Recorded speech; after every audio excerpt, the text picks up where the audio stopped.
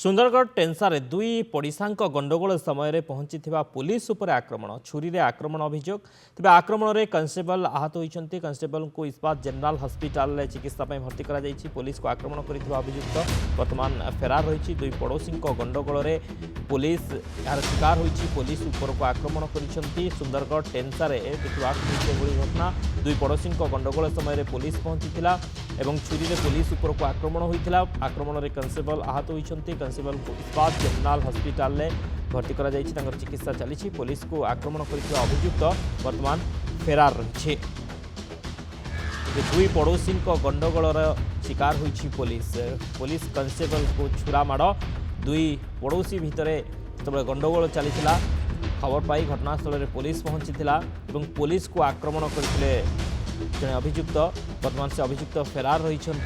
आक्रमण में जड़े कन्स्टेबल आहत होती छुरा माड़ होकर छुरी आक्रमण करते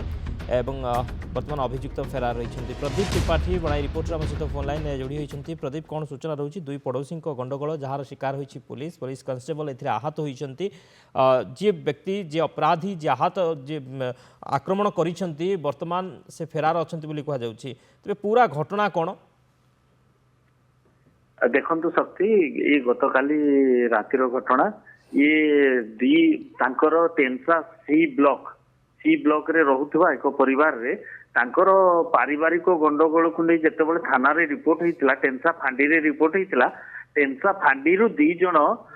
कनेस्टेबल घटनास्थल को जाइथिले एवं सेमाने घटनास्थल को जिबा बेले माने टांगिया एवं विभिन्न प्रकार मारणास्त्र धरी एमाने गंडगोल करुथिले सेतिकी बेले तांकु जेतेबेले छड़ाछड़ी करला बेले से आउ जने परिवार रो आउ जने व्यक्ति घर हठात दौड़ी आसी ये दी जण कनेस्टेबल को आक्रमण करथिले जोथरे कि दी जण कनेस्टेबल को प्रथमे माने गुरुतर आहत जणे जणे गुरुतर आहत होइतिले एवं तांकु राउरकेला स्थानांतरित कराइछि एवं अभियुक्त जी आक्रमणकारी तांकु वर्तमान अटक रखी थाना रे पचराउचरा जारी रखिछि पुलिस